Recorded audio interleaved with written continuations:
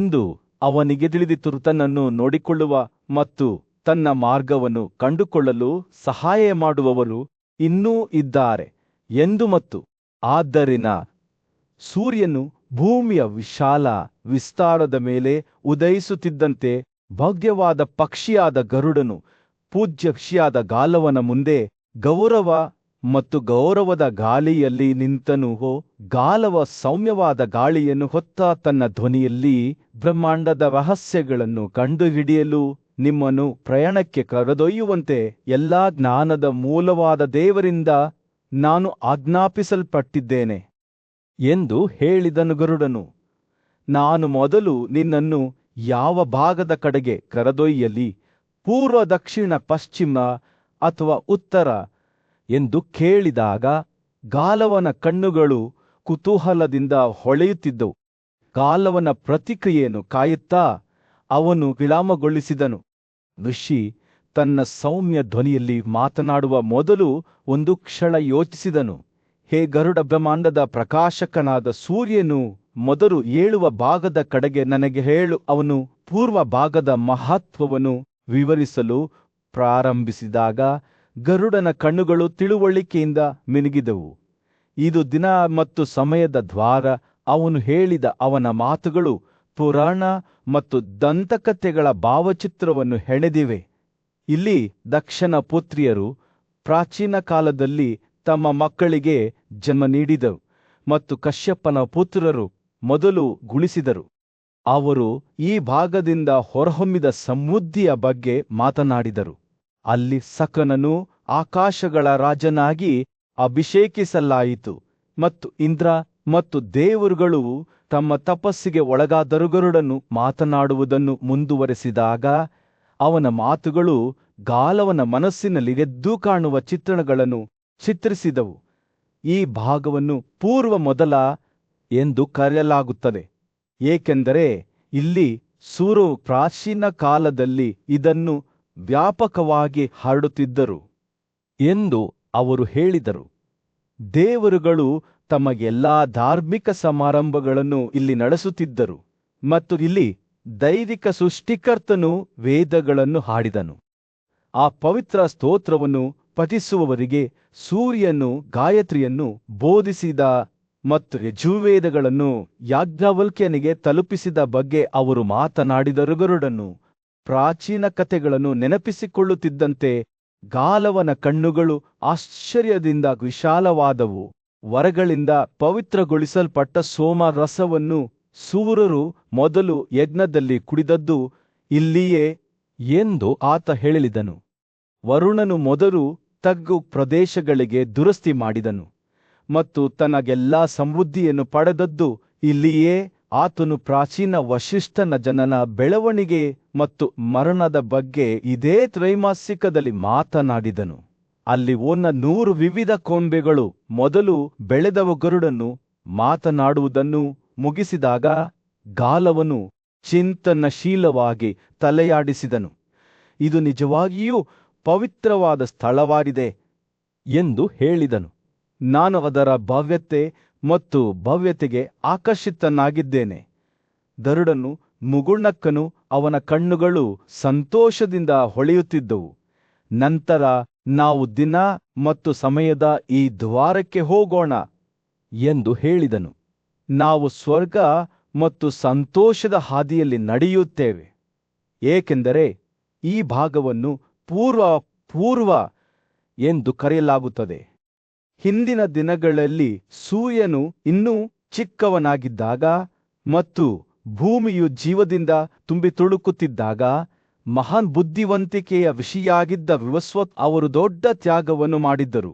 ತಮ್ಮ ಗುರುವಿಗೆ ಕೃತಜ್ಞತೆಯ ಸಂಕೇತವಾಗಿ ಅವರು ಈ ಪವಿತ್ರ ನೆಲವನ್ನು ಅವರಿಗೆ ಉಡುಗೊರೆಯಾಗಿ ನೀಡಿದರು ಮತ್ತು ಆ ದಿನದಿಂದ ಇದು ದಕ್ಷಿಣ ಅಥವಾ ದಕ್ಷಿಣ ಎಂದು ಕರೆಯಲ್ಪಟ್ಟಿತು.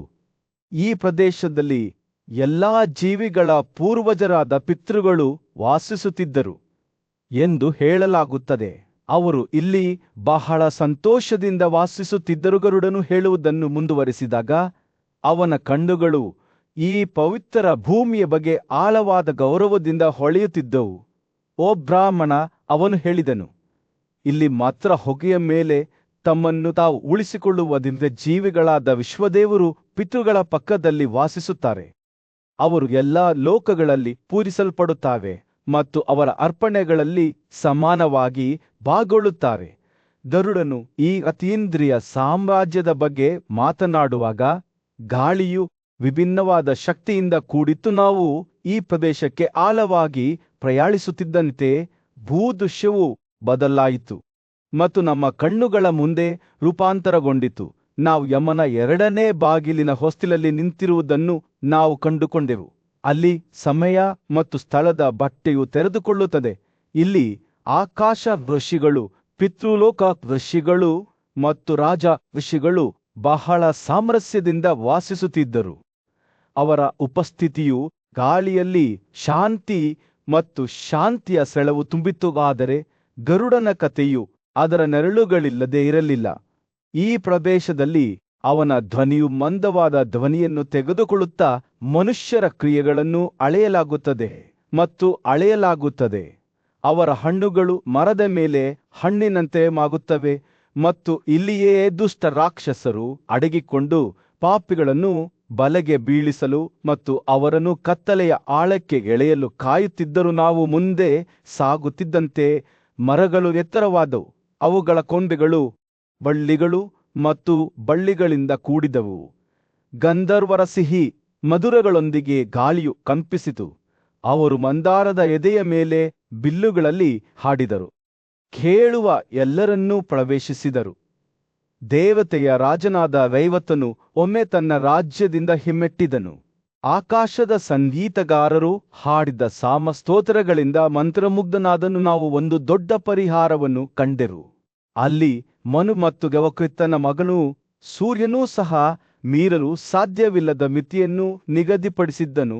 ಮತ್ತು ಇಲ್ಲಿಯೇ ಪುಲಸ್ತ್ಯನ ಪ್ರಸಿದ್ಧ ವಂಶಸ್ಥನಾದ ರಾವಣನು ದೇವರಿಂದ ಅಮರತ್ವದ ವರವನ್ನು ಬೇಡಿಕೊಳ್ಳಲು ತಪಸ್ಸು ಮಾಡಿದನು. ನಾವು ಈ ಅತೀಂದ್ರಿಯ ಸಾಮ್ರಾಜ್ಯದ ಆಳಕ್ಕೆ ಕಾಲಿಡುತ್ತಿದ್ದಾಗ ನಾವೆಲ್ಲರೂ ಈ ಪವಿತ್ರ ಭೂಮಿಯಲ್ಲಿ ಒಗ್ಗೂಡಿದ ವಿವಿಧ ರೂಪಗಳ ಜೀವಿಗಳನ್ನು ಎದುರಿಸಿದೆವು. ಅವರೆಲ್ಲರೂ ತಮ್ಮ ಘಟಕಗಳಾಗಿ ಬೇರ್ಪಡುವ ಮೊದಲು ಇಲ್ಲಿ ದುಷ್ಟಕೃತ್ಯಗಳ ಪುರುಷರು ಚಿತ್ರಹಿಂಸೆಗಳಲ್ಲಿ ಕೊಳೆಯುತ್ತಿದ್ದರು. ಅವರ ಹಿಂದಿನ ದುಷ್ಕೃತ್ಯಗಳ ನೆನಪುಗಳಿಂದ ಅವರ ಆತ್ಮಗಳು ಯಾತನೆಗೊಳಗಾದವು ಮತ್ತು ಇಲ್ಲಿಯೇ ವೈತರಣಿ ನದಿಯು ಹರಿಯಿತು. ಅದರ ನೀರು ನರಕಕ್ಕೆ ಶಿಕ್ಷೆಗೊಳಗಾದ ವ್ಯಕ್ತಿಗಳ ದೇಹಗಳಿಂದ ತುಂಬಿತ್ತು. ನಾವು ಹಾಗಲ್ಲ. ಸಮುದ್ರದ ವಿಶಾಲವಾದ ಪ್ರದೇಶದಲ್ಲಿ ಅಲೆಗಳು ತೀರಕ್ಕೆ ನಿಧಾನವಾಗಿ ಅಪ್ಪಳಿಸುತ್ತಿದ್ದಾಗ ಗರುಡನು ಎತ್ತರವಾಗಿ ನಿಂತನು. ಅವನ ಕಣ್ಣುಗಳು ಒಂದು ನಿರ್ದಿಷ್ಟ ಭಾಗದ ಮೇಲೆ ನಿಂತವು. ಇದು ವರುಣರಾಜನ ನೆಚ್ಚಿನ ಪ್ರದೇಶವಾಗಿದೆ ಎಂದು ಅವನು ಗಾಲವನಿಗೆ ಹೇಳಿದನು. ಅವನ ಧ್ವನಿಯು ನೀರಿನ ಉದ್ದಕ್ಕೂ ಸಾಗುತ್ತದೆ. ಇಲ್ಲಿ ವರುಣನ ಶಕ್ತಿಯು ಅತ್ಯಂತ ಪ್ರಬಲವಾಗಿದೆ ಮತ್ತು ಅಲ್ಲಿಂದ ಅವನು ಎಲ್ಲಾ ಜಲಚರಗಳ ಮೇಲೆ ಆಳ್ವಿಕೆ ನಡೆಸುತ್ತಾನೆ. ಗರುಡನು ಮಾತನಾಡುತ್ತಿದ್ದಂತೆ ಸೂರ್ಯನು ಪಶ್ಚಿಮದಲ್ಲಿ ಮುಳುಗಲು ಪ್ರಾರಂಭಿಸಿದನು. ಕಾಲು ಭಾಗದ ಮೇಲೆ ಬೆಚ್ಚಗಿನ ಕಿತ್ತಳೆ ಹೊಳಪನ್ನು ಬೀಸಿದನು. ಗರುಡನು ಈ ಪ್ರದೇಶದ ಮಹತ್ವವನ್ನು ವಿವರಿಸುವುದನ್ನು ಮುಂದುವರೆಸಿದಾಗ ಗಾಲವನು ಶ್ರದ್ಧೆಯಿಂದ ಆಲಿಸಿದನು. ಪ್ರಖ್ಯಾತ ಮತ್ತು ದೈವಿಕ ಋಷಿಯಾದ ಕಶ್ಯಪನು ವರುಣನನ್ನು ಈ ಸಾಮ್ರಾಜ್ಯದ ರಾಜನಾಗಿ ಇಲ್ಲಿ ಸ್ಥಾಪಿಸಿದನು ಎಂದು ಅವನು ಹೇಳಿದನು. ಮತ್ತು ಇಲ್ಲಿ ಚಂದ್ರನು ಪ್ರತಿ 15 ದಿನಗಳ ಆರಂಭದಲ್ಲಿ ವರುಣನ ಆರುರಸಗಳನ್ನು ಕುಡಿಯುವ ಮೂಲಕ ತನ್ನನ್ನು ತಾನು ಪುನರುಜ್ಜೀವನಗೊಳಿಸಿಕೊಳ್ಳುತ್ತಾನೆ. ಗರುಡನು ಮಾತನಾಡುತ್ತಿದ್ದಂತೆ ವರುಣನ ಉಪಸ್ಥಿತಿಯೇ ನೀರನ್ನು ಶಾಂತಗೊಳಿಸುತ್ತಿದೆ ಎಂಬಂತೆ ಗಾಳಿಯು ಹೆಚ್ಚು ಶಾಂತವಾಗಿ ಬೆಳೆಯುತ್ತಿತ್ತು. ಸೂರ್ಯನು ಆಕಾಶದಲ್ಲಿ ಕೆಳಗಿಳಿಯುತ್ತಿದ್ದಂತೆ ಗರುಡನು ಆಸ್ತ ಎಂದು ಕರೆಯಲ್ಪಡುವ ಪರ್ವತವನ್ನು ತೋರಿಸಿದನು. ಇದು ಹಗಲು ಮತ್ತು ರಾತ್ರಿಯ ನಡುವಿನ ಗಡಿಯನ್ನು ಗುರುತಿಸುತ್ತದೆ. ಇಲ್ಲಿಂದಲೇ ಸಂಜೆಯ ಬೆಳಕು ಪ್ರಾರಂಭವಾಗುತ್ತದೆ ಎಂದು ಆತ ಹೇಳಿದನು. ಆಳವಾದ ತಿಳುವಳಿಕೆಯಿಂದ ತನ್ನ ಕಣ್ಣುಗಳು ಹೊಳೆಯುತ್ತಿದ್ದವು ಮತ್ತು ಈ ಕಾಲು ಭಾಗದಿಂದಲೇ ರಾತ್ರಿ ಮತ್ತು ನಿದ್ರೆಯು ಅವರ ಕತ್ತಲನ್ನು ಹರಡಿತು. ಭೂಮಿಯ ಮೇಲೆ ನಿಗದಿಪಡಿಸಿದ ಅರ್ಧದಷ್ಟು ಸಮಯವನ್ನು ಜೀವಂತ ಜೀವಿಗಳಿಂದ ಕಸಿದುಕೊಂಡಿತು. ಗಾಳಿಯು ಗಾಢವಾಯಿತು. ಗರುಡನ ಮಾತುಗಳನ್ನು ಒತ್ತಿರೇಳುವಂತೆ ಗಾಲವನ ಕುತೂಹಲವು ಹೆಚ್ಚಾಯಿತು. ಮತ್ತು ಅವನು ತನ್ನ ಕಥೆಯನ್ನು ಮುಂದುವರಿಸಲು ಗರುಡನನ್ನು ಕೇಳಿದನು. ಈ ಪ್ರದೇಶದ ಬಗ್ಗೆ ನನಗೆ ಇನ್ನಷ್ಟು ಹೇಳಿ ಎಂದು ಅವನು ಹೇಳಿದನು. ಅವನ ಕಣ್ಣುಗಳು ಕೃಷಿಯ ಮೇಲೆ ಕೇಂದ್ರೀಕೃತವಾಗಿದ್ದವು. ಆದ್ದರಿಂದ ಗರುಡನು ದಿತಿ ಗರ್ಭಿಣಿಯಾಗಿ ನಿದ್ರಿಸುತ್ತಿರುವುದನ್ನು ನೋಡಿದ್ದ ಮತ್ತು ಅವಳ ಭ್ರೂಣವನ್ನು 49 ಭಾಗಗಳಾಗಿ ಕತ್ತರಿಸಿದ ಸಗರಾನ ಬಗ್ಗೆ ಮಾತನಾಡುತ್ತಾನೆ. ಅದರಿಂದ ಮರುತರು ಹುಟ್ಟುತ್ತಾರೆ. ಅವನು ದನಗಳ ತಾಯಿಯಾದ ಸುರಭಿಯ ಬಗ್ಗೆ ಮಾತನಾಡುತ್ತಾನೆ. ಅವಳು ತನ್ನ ಹಾಲನ್ನು ಚಿನ್ನದ ಕಮಲದ ಅಲಂಕೃತ ಸರೋವರದ ತೀರಕ್ಕೆ ಸುರಿದಳು. ಗರುಡನ ಮಾತುಗಳು ನದಿಯಂತೆ ಹರಿಯುತ್ತಿದ್ದಾಗ ಗಾಲವನು ಶ್ರದ್ಧೆಯಿಂದ ಆಲಿಸಿದನು. ಅವನು ಸೂರ್ಯ ಮತ್ತು ಚಂದ್ರ ಎರಡನ್ನೂ ನುಂಗಿದ ರಾಹುವಿನ ತಲೆಯಿಲ್ಲದ ಕಾಂಡವಾದ ಸ್ವರಭಾನು ಮತ್ತು ಅಸೇಯ ಶಕ್ತಿ ಮತ್ತು ಹಸಿರು ಕೂದಲಿನೊಂದಿಗೆ ವೇದಗಳನ್ನು ಪಠಿಸಿದ ಸುವರ್ಣಶಿರರ ಬಗ್ಗೆ ಕೇಳಿದನು. ಅವನು ಮುನಿ ಹರಿಮೇಧಸ್ನ ಮಗಳ ಬಗ್ಗೆ ಕೇಳಿದನು. ಅವನು ಸೂರ್ಯನ ಆದೇಶದ ನಂತರ ಬೆಂಕಿಯಲ್ಲಿ ಸ್ಥಳಾಂತರಗೊಂಡಿದ್ದನು. ರಾತ್ರಿ ಆಕಾಶದಲ್ಲಿ ನಕ್ಷತ್ರಗಳು ಮಿನುಗಲು ಪ್ರಾರಂಭಿಸಿದಾಗ ಗಾಳಿ, ಬೆಂಕಿ, ಭೂಮಿ ಮತ್ತು ನೀರು ತಮ್ಮ ನೋವಿನ ಸಂವೇದನೆಗಳಿಂದ ಮುಕ್ತವಾಗಿದ್ದ ಪ್ರದೇಶದ ಬಗ್ಗೆ ಗರುಡ ಮಾತನಾಡಿದರು. ಇಲ್ಲಿಯೇ ಸೂರ್ಯನ ಮಾರ್ಗವು ತನ್ನ ನೇರ ಮಾರ್ಗದಿಂದ ವಿಮುಖವಾಗಲು ಪ್ರಾರಂಭಿಸುತ್ತದೆ ಎಂದು ಅವರು ಹೇಳಿದರು. ಮತ್ತು ಈ ದಿಕ್ಕಿನಲ್ಲಿಯೇ ಎಲ್ಲ ಪ್ರಕಾಶಮಾನವಾದ ವಸ್ತುಗಳು ಸೌರಗೋಳವನ್ನು ಪ್ರವೇಶಿಸುತ್ತವೆ.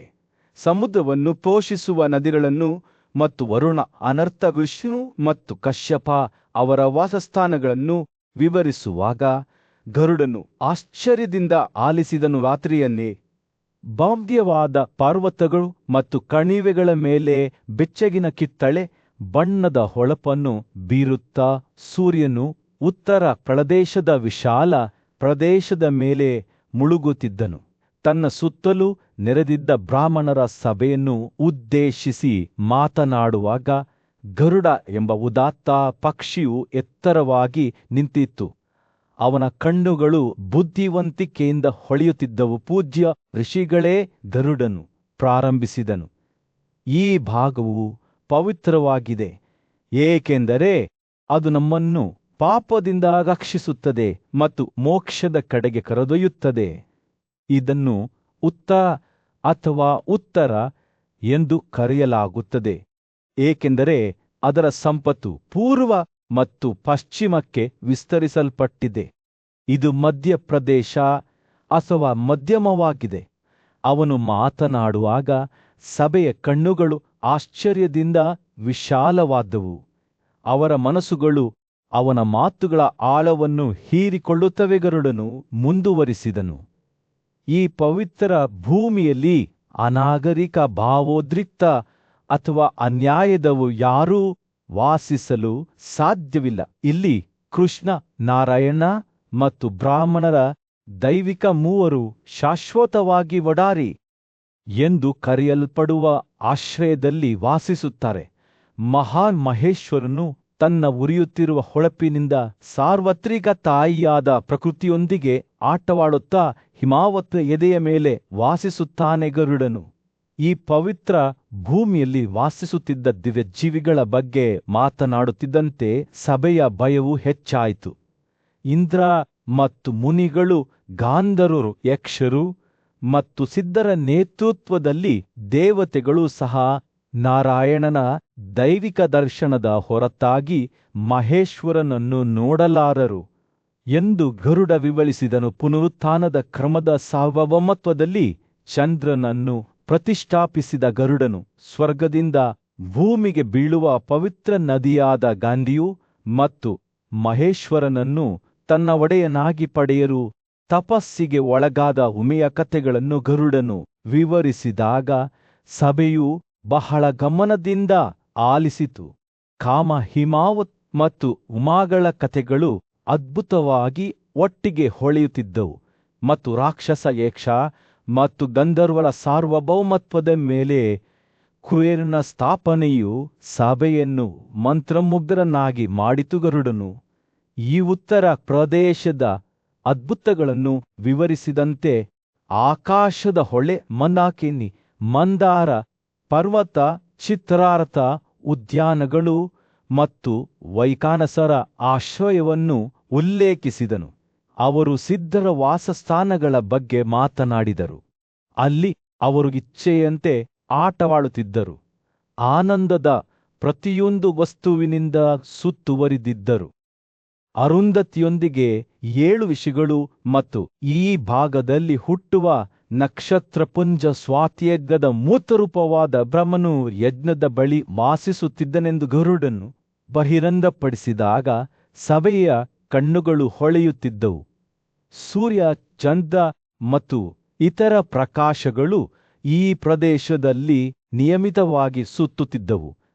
ಪೂಜ್ಯೇಯ ಋಷಿಮುನಿಗಳೇ ಧರ್ಮ ಎಂದು ಕರೆಯಲ್ಪಡುವ ಪ್ರಖ್ಯಾತ ಮುನಿಗಳು ಗಂಗಾ ನದಿಯ ಮೂಲವನ್ನು ಕಾಪಾಡುತ್ತಾರೆ ಎಂದು ಗರುಡನು ಹೇಳಿದನು. ಸಭೆಯು ಈ ಮುನಿಗಳ ನಿಗೂಢತೆಗಳ ಬಗ್ಗೆ ಯೋಚಿಸುತ್ತಿದ್ದಂತೆ ಅವರ ಸಾವಿರಾರು ಭಕ್ಷ್ಯಗಳು ಮತ್ತು ಆಹಾರ ಪದಾರ್ಥಗಳನ್ನು ಇಚ್ಛೆಯಂತೆ ರಚಿಸಲಾಯಿತು. ನಾರಾಯಣ ಮತ್ತು ನಾರ ಮಾತ್ರ ಈ ರಹಸ್ಯವನ್ನು ಮೀರಿ ಹೋಗಬಹುದು ಎಂದು ಅವರು ಅರಿತುಕೊಂಡರು. ಮುನಿ ಗಾಲವನು ಗರುಡನ ಮುಂದೆ ನಿಂತಾಗ ಸೂರ್ಯನು ಪೂರ್ವ ದಿಗಂತದ ವಿಶಾಲ ವಿಸ್ತಾರದ ಮೇಲೆ ಮುಳುಗುತ್ತಿದ್ದನು. ಅವನ ಭವ್ಯವಾದ ರೆಕ್ಕೆಗಳು ಚಿನ್ನದ ಬೆಳಕಿನ ಕ್ಯಾಮಸ್ನಂತೆ ಅಗಲವಾಗಿ ಹರಡಿಕೊಂಡವು. ಓ ವಿನತನ ಮಗನಾದ ಉದಾತ್ತ ಗರುಡ, ಗೌರವ ಮತ್ತು ಹಾತೊರೆಯುವಿಕೆಯಿಂದ ತುಂಬಿದ ಅವನ ಧ್ವನಿಯಲ್ಲಿ ಗಾಲವ ಹೇಳಿದನು, ಧರ್ಮದ 2 ಕಣ್ಣುಗಳು ಮೊದಲು ತೆರೆದಿರುವ ಪೂರ್ವಕ್ಕೆ ನನ್ನನ್ನು ಕರೆದೊಯ್ಯುವಂತೆ ನಾನು ನಿನ್ನನ್ನು ಬೇಡಿಕೊಳ್ಳುತ್ತೇನೆ. ದೇವರುಗಳನ್ನು ನೋಡಲು, ಅವರ ಉಪಸ್ಥಿತಿಯ ಪ್ರಕಾಶವನ್ನು ಆನಂದಿಸಲು ಮತ್ತು ನನ್ನ ಗುರುವಿಗೆ ನಾನು ನೀಡಿದ ವಾಗ್ದಾನವನ್ನು ಪೂರೈಸಲು ನಾನು ಹಾತೊರೆಯುತ್ತೇನೆ. ಗರುಡನ ಚುಚ್ಚುವ ನೋಟವು ಗಾಲವನನ್ನು ಭೇಟಿಯಾಯಿತು. ಓ ಬ್ರಾಹ್ಮಣನೇ, ನನ್ನ ಬೆನ್ನಿನ ಮೇಲೆ ಹತ್ತಿಕೊಳ್ಳು ಎಂದು ಉತ್ತರಿಸುವಾಗ ಅವನ ಗರಿಗಳು ಮೃದುವಾಗಿ ಸುತ್ತುತ್ತಿದ್ದವು. ಆದ್ದರಿಂದ ಗಾಲವನ್ನು ಗರುಡನ ಬೆನ್ನಿನ ಮೇಲೆ ಸವಾರಿ ಮಾಡಿದನು. ಅವನ ಗರಿಗಳ ಉಷ್ಣತೆ ಮತ್ತು ದೂರದ ಭೂಪ್ರದೇಶಗಳ ಪರಿಮಳವನ್ನು ಹೊತ್ತ ಸೌಮ್ಯವಾದ ಗಾಳಿಯನ್ನು ಅನುಭವಿಸಿದನು. ಅವು ಆಕಾಶಕ್ಕೆ ಏರುವಾಗ ಗಾಲವನ ಕೂದಲಿನ ಮೂಲಕ ಗಾಳಿ ಬೀಸಿತು ಮತ್ತು ಅವನ ಹೃದಯವು ಆಶ್ಚರ್ಯದಿಂದ ಉಬ್ಬಿಕೊಂಡಿತು. ಓ ಗರುಡ, ನಿನ್ನ ಸೌಂದರ್ಯವು ಅದರ ಎಲ್ಲಾ ವೈಭವದಲ್ಲಿ ಸೂರ್ಯನಂತೆ ಇದೆ. ನಿನ್ನ ವೇಗವು ಭೂಮಿಯನ್ನು ಅಲುಗಾಡಿಸುವ ಚಂಡಮಾರುತವಾಗಿದೆ. ಪರ್ವತಗಳು, ಕಾಡುಗಳು ಮತ್ತು ಸಾಗರಗಳನ್ನು ಅದರ ಹಿನ್ನೆಲೆಯಲ್ಲಿ ಎಳೆಯುತ್ತದೆ. ನಾನು ಮೀನುಗಳು, ಹಾವುಗಳು ಮತ್ತು ಮೊಸಳೆಗಳನ್ನು ನೋಡುತ್ತೇನೆ. ನಿಮ್ಮ ರೆಕ್ಕೆಗಳ ಪ್ರಬಲ ಚಲನೆಯಿಂದ ಗಾಳಿಯಲ್ಲಿ ಎಸೆಯಲ್ಪಟ್ಟಾಗ ಅವರ ಮುಖಗಳು ಯಾತನೆಯಿಂದ ತಿರುಗಿವೆ. ಗರುಡನ ಪ್ರಕಾಶಮಾನವಾದ ರೂಪವನ್ನು ನೋಡುವಾಗ ಗಾಲವನ ಧ್ವನಿಯು ವಿಸ್ಮಯದಿಂದ ನಡುಗಿತು. ಆದರೆ ಪ್ರಯಾಣ ಮುಂದುವರೆದಂತೆ ಗಾಲವನ ಉತ್ಸಾಹವು ಹೆದರಿಕೆಗೆ ದಾರಿ ಮಾಡಿಕೊಟ್ಟಿತು. ವೇಗವು ನಿರಂತರವಾಗಿತ್ತು ಮತ್ತು ತನ್ನದೇ ಆದ ಜೀವಶಕ್ತಿ ಕಡಿಮೆಯಾಗುತ್ತಿರುವುದನ್ನು ಅವನು ಅನುಭವಿಸಿದನು. ವಿನತನ ಪ್ರಿಯ ಮಗನಾದ ಗರುಡ, ಅವನು ಕೂಗಿದನು, ದಯವಿಟ್ಟು ನಿಧಾನಗೊಳಿಸಿ. ನಾನು ವಿನಮ್ರ ಬ್ರಾಹ್ಮಣನಾಗಿದ್ದೇನೆ ಮತ್ತು ಈ ವೇಗವು ನನಗೆ ಸಹಿಸಲಾರದಷ್ಟು ದೊಡ್ಡದಾಗಿದೆ. ಆದರೆ ಗರುಡನು ದೂರದಲ್ಲಿ ಗುಡುಗಿನಂತೆ ತನ್ನ ಧ್ವನಿಯನ್ನು ನಗುತ್ತಿದ್ದನು. ನಿನಗೆ ಸ್ವಲ್ಪ ಜ್ಞಾನವಿದೆ. ಓ ಗಾಲವ, ಅವನು ಮುಗುಳ್ನಗುತ್ತಾ ಹೇಳಿದ, ನೀನು ನಿನ್ನ ಜೀವನವನ್ನು ಕೊನೆಗೊಳಿಸಲು ಬಯಸುತ್ತೀಯಾ? ಓ ಇಲ್ಲಪ್ಪ ಮರಣವೇ, ದೇವರು ನಿನ್ನ ಉದ್ದೇಶವನ್ನು ನೀನು ನನಗೆ ಈ ಮೊದಲು ಏಕೆ ತಿಳಿಸಲಿಲ್ಲ? ನಾವು ಸ್ವಲ್ಪ ಸಮಯದವರೆಗೆ ವೃಷಭ ಎಂಬ ಪರ್ವತದ ಮೇಲೆ ವಿಶ್ರಾಂತಿ ಪಡೆಯುತ್ತೇವೆ ಮತ್ತು ನಾನು ನಿನ್ನೊಂದಿಗೆ ಹಿಂತಿರುಗುತ್ತೇನೆ. ಆಗ ನಾವು ನಿನಗೆ ಬೇಕಾದುದನ್ನೆಲ್ಲ ಸಾಧಿಸಬಹುದು. ಆದ್ದರಿಂದ ಗರುಡನು ಎಡಕ್ಕೆ ಬಾಗಿದನು. ಅವನ ರೆಕ್ಕೆಗಳು ಗಾಲವನನ್ನು ತೀರಕ್ಕೆ ಮುನ್ನಡೆಸುವಾಗ ಸ್ಥಿರವಾಗಿ ಹೊಡೆಯುತ್ತಿದ್ದವು. ಅವರು ಪರ್ವತದ ಇಳಿಜಾರಿನ ಮೇಲೆ ಇಳಿಯುತ್ತಿದ್ದಂತೆ ಹೂ ಬಿಡುವ ಹೂವುಗಳ ಸುವಾಸನೆಯಿಂದ ಗಾಳಿ ದಟ್ಟವಾಯಿತು. ಸೂರ್ಯನು ಆಕಾಶದಲ್ಲಿ ಮುಳುಗಿ ಬೆಚ್ಚಗಿನ ಕಿತ್ತಳೆ ಬಣ್ಣದ ಹೊಳಪನ್ನು ಭೂದೃಶ್ಯದ ಮೇಲೆ ಬೀಸಿದನು. ಗರುಡನ ಬೆನ್ನಿನಿಂದ ಇಳಿದ ಗಾಲವ ಅವರ ಮುಂದಿರುವ ಶಾಂತ ದೃಶ್ಯವನ್ನು ನೋಡುತ್ತಿರುವಾಗ ಅವನ ಮೇಲೆ ನೆಮ್ಮದಿಯ ಅನುಭವವನ್ನು ಅನುಭವಿಸಿದನು. ಪ್ರಿಯ ಗರುಡ ಕೃತಜ್ಞತೆಯಿಂದ ತುಂಬಿದ ಅವನ ಧ್ವನಿಯಲ್ಲಿ, ನನ್ನ ಜೀವವನ್ನು ಉಳಿಸಿದ್ದಕ್ಕಾಗಿ ನಾನು ನಿನಗೆ ಕೃತಜ್ಞತೆಯ ಋಣಿಯಾಗಿದ್ದೇನೆ.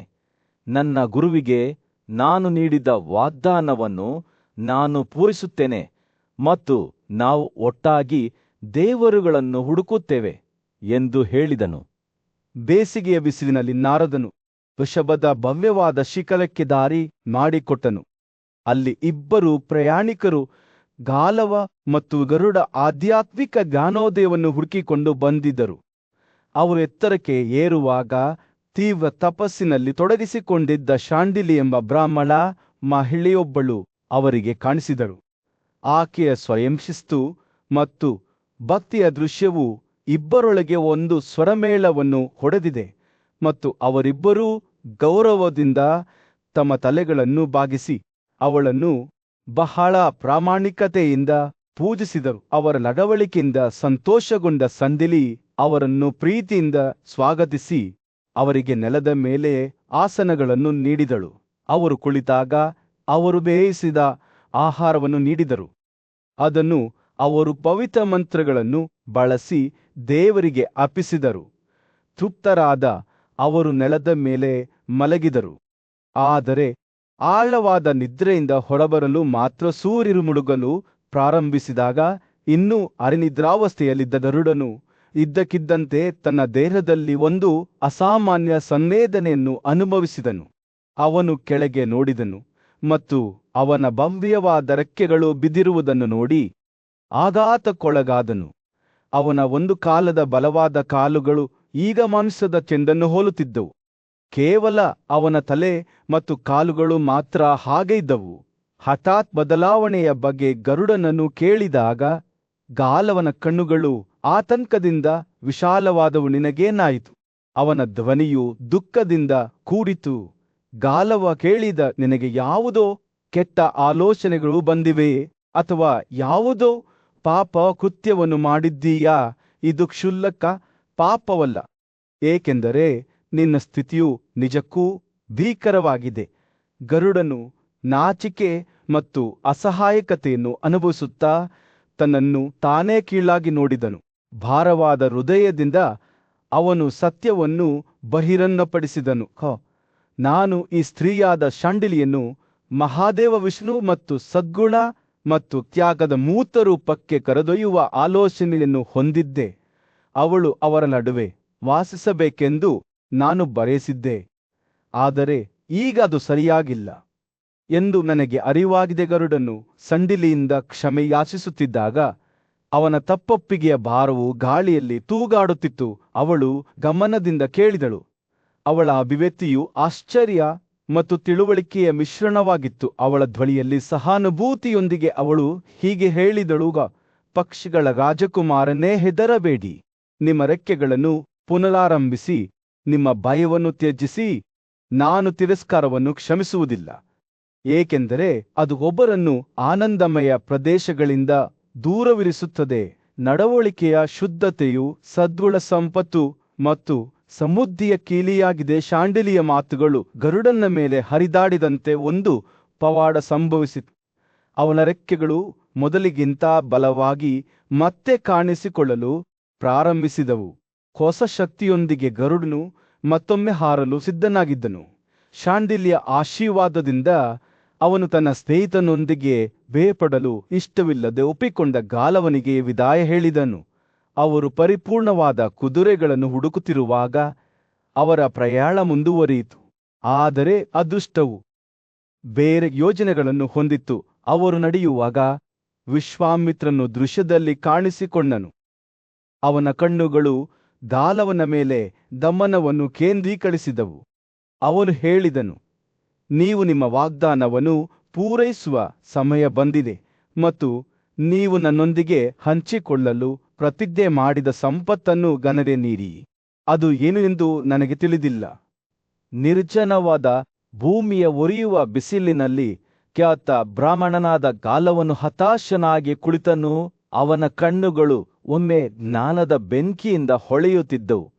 ಈಗ ಅವನ ದುಃಖದ ಭಾರವನ್ನು ಮೊಸುಕಾಗಿ ಪ್ರತಿಬಿಂಬಿಸುತ್ತವೆ. ಬುದ್ಧಿವಂತ ಋಷಿಯಾದ ನಾರದನು ಹೃದಯದಲ್ಲಿ ಸಹಾನುಭೂತಿಯೊಂದಿಗೆ ಅವನ ಬಳಿಗೆ ಬಂದನು. ಪ್ರಿಯ ಗಾಲವ, ನಿನಗೆ ಏನು ತೊಂದರೆ?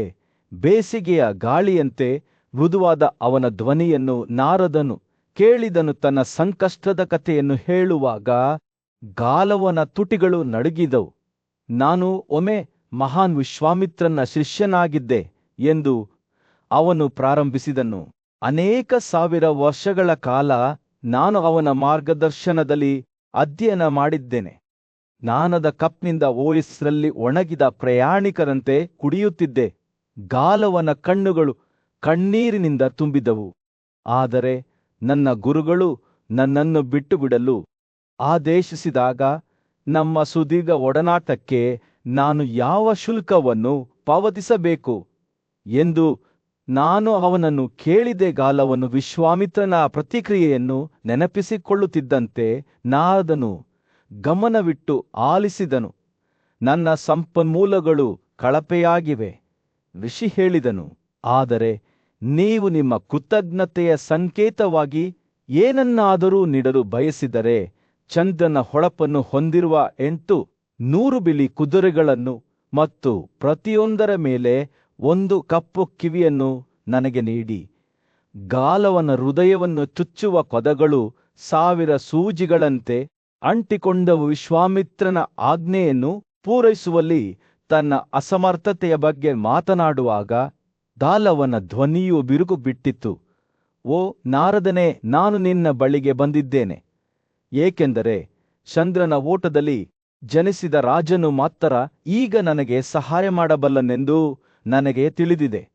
ನಾರದನು ಅರ್ಥಗರ್ಭಿತವಾಗಿ ತಲೆಯಾಡಿಸಿದನು ಮತ್ತು ಸಂಭಾಷಣೆಯನ್ನು ಆಸಕ್ತಿಯಿಂದ ಗಮನಿಸುತ್ತಿದ್ದ ಭವ್ಯವಾದ ರೆಕ್ಕೆಗಳುಳ್ಳ ಗರುಡನನ್ನು ಪರಿಚಯಿಸಿದನು. ಅವು ಒಟ್ಟಾಗಿ ನಹುಷನ ಮಗನಾದ ಯಯಾತಿಯ ರಾಜಧಾನಿಯಾದ ಪ್ರತಿಷ್ಠಾನದ ಕಡೆಗೆ ಹೊರಟರು. ಅಪಾರ ಸಂಪತ್ತು ಮತ್ತು ಪರಾಕ್ರಮಕ್ಕೆ ಹೆಸರುವಾಸಿಯಾದ ರಾಜನು ಅವರನ್ನು ಆತಿಥ್ಯದಿಂದ ಸ್ವೀಕರಿಸಿದನು. ಅವರು ಭವ್ಯವಾದ ಮರದ ನೆರಳಿನಲ್ಲಿ ಕುಳಿತಾಗ ಗರುಡನು ಅವರ ಕಥೆಯನ್ನು ಹೇಳಲು ಪ್ರಾರಂಭಿಸಿದನು. ಈ ಬ್ರಾಹ್ಮಣ ಗಾಲವ ಅನೇಕ ವರ್ಷಗಳಿಂದ ನನ್ನ ಸ್ನೇಹಿತನಾಗಿದ್ದಾನೆ ಎಂದು ಅವನು ಹೇಳಿದನು. ಅವನು ವಿಶ್ವಾಮಿತ್ರನ ಶಿಷ್ಯನಾಗಿದ್ದರು. ಆದರೆ ಈಗ ಅವನು ತನ್ನ ಗುರುವಿನ ಆಜ್ಞೆಯನ್ನು ಪೂರೈಸಲು ನಿಮ್ಮ ಸಹಾಯವನ್ನು ಕೋರುತ್ತಾನೆ. ಗರುಡನು ಗಾಲವ ಮತ್ತು ವಿಶ್ವಾಮಿತ್ರರ ಕಥೆಯನ್ನು ಹೇಳುವಾಗ ರಾಜ ಯಯಾತಿಯು ಶ್ರದ್ಧೆಯಿಂದ ಆಲಿಸಿದನು. ಅವನ ಮುಖವು ಸಹಾನುಭೂತಿ ಮತ್ತು ಕುತೂಹಲದ ಮಿಶ್ರಣವನ್ನು ಪ್ರತಿಬಿಂಬಿಸಿತು. ಗರುಡನು ಮಾತನಾಡುವುದನ್ನು ಮುಗಿಸಿದಾಗ ರಾಜನು ಅವರ ಕೋರಿಕೆಯನ್ನು ಹೇಳಲು ಕೇಳಿಕೊಂಡನು. ಗರುಡನು ಮಾತನಾಡುತ್ತಾ, ಓ ನಹುಷನ ಮಗನೇ, ನಾವು ಹುಡುಕುತ್ತಿರುವುದನ್ನು ನೀನು ನಮಗೆ ನೀಡುತ್ತೀಯಾ ಎಂಬ ಭರವಸೆಯಿಂದ ನಾವು ನಿನ್ನ ಬಳಿಗೆ ಬಂದಿದ್ದೇವೆ. ಚಂದ್ರನ ಹೊಳಪು ಮತ್ತು ಪ್ರತಿಯೊಂದರ ಮೇಲೆ 1 ಕಪ್ಪು ಕಿವಿ ಇರುವ 800 ಬಿಳಿ ಕುದುರೆಗಳು ನಮಗೆ ಬೇಕಾಗಿವೆ. ವಿನಂತಿಯ ಗಾತ್ರವನ್ನು ಪರಿಗಣಿಸುತ್ತಾ ರಾಜನ ಕಣ್ಣುಗಳು ಅಗಲವಾದವು. ನಾರದನು ದೃಢನಿಶ್ಚಯದಿಂದ ತನ್ನ ಧ್ವನಿಯಲ್ಲಿ ಮುಂದೆ ಬಂದನು. ಓ ರಾಜ, ಋಷಿಯೇ, ನಿಮ್ಮಿಂದ ಈ ಉಡುಗೊರೆಯನ್ನು ಸ್ವೀಕರಿಸುತ್ತಾ ಗಾಲವನು ವಿಶ್ವಾಮಿತ್ರನಿಗೆ ತನ್ನ ಸಾಲವನ್ನು ತೀರಿಸಲು ಮತ್ತು ತನ್ನ ತಪಸ್ಸನ್ನು ಮುಂದುವರಿಸಲು ಸಾಧ್ಯವಾಗುತ್ತದೆ. ನಿಮ್ಮ ಔದಾರ್ಯವು ನಿಮ್ಮ ತಪಸ್ವಿಯ ಸಂಪತ್ತನ್ನು ಮಾತ್ರ ಹೆಚ್ಚಿಸುತ್ತದೆ. ಪ್ರಾಚೀನ ಭಾರತದ ಭೂಮಿಯಲ್ಲಿ ಸೌರ ರಾಜವಂಶದ ಪ್ರಸಿದ್ಧ ರಾಜನಾದ ಯಯಾತಿಯ ಮುಂದೆ ನಾರದ ಎಂಬ ಹೆಸರಿನ ಭವ್ಯವಾದ ವ್ಯಕ್ತಿಯು ನಿಂತಿದ್ದನು. ಸೂರ್ಯನಂತಹ ಚಿನ್ನದ ಪದರಗಳೊಂದಿಗೆ ನಾರದನು ರಾಜನೊಂದಿಗೆ ಸತ್ಯವಾಗಿ ಮಾತನಾಡುತ್ತಿದ್ದನು. ಇತರರ ಬಗೆಗಿನ ಅವನ ಔದಾರ್ಯ ಮತ್ತು ದಯೆಯನ್ನು ಹೊಗಳುತ್ತಿದ್ದನು. ನಾರದನ ಶಾಲನೆಯನ್ನು ಕೇಳುವಾಗ ಯಯಾತಿಯ ಕಣ್ಣುಗಳು ಸಂತೋಷದಿಂದ ಹೊಳೆಯುತ್ತಿದ್ದವು. ಅವನ ಪ್ರಿಯ ಸ್ನೇಹಿತ ತಾರ್ಕ್ಷ ಗಾಲವರೆಂಬ ಬುದ್ಧಿವಂತ ಋಷಿ ಮತ್ತು ಶ್ರೇಷ್ಠ ಪಕ್ಷಿ ಗರುಡನ ಉಪಸ್ಥಿತಿಯಿಂದ ಆಶೀರ್ವದಿಸಲ್ಪಟ್ಟವಳೆಯಾತಿಯು ನಾರದನ ಮಾತುಗಳ ಬಗ್ಗೆ ಯೋಚಿಸುತ್ತಿದ್ದಂತೆ ಆತ ತನ್ನ ಮುಂದೆ ನಿಂತಿರುವ ತಪಸ್ವಿ ಗೌರವಿತ ಗಾಲವನನ್ನು ದಿಟ್ಟಿಸಿ ನೋಡಿದನು.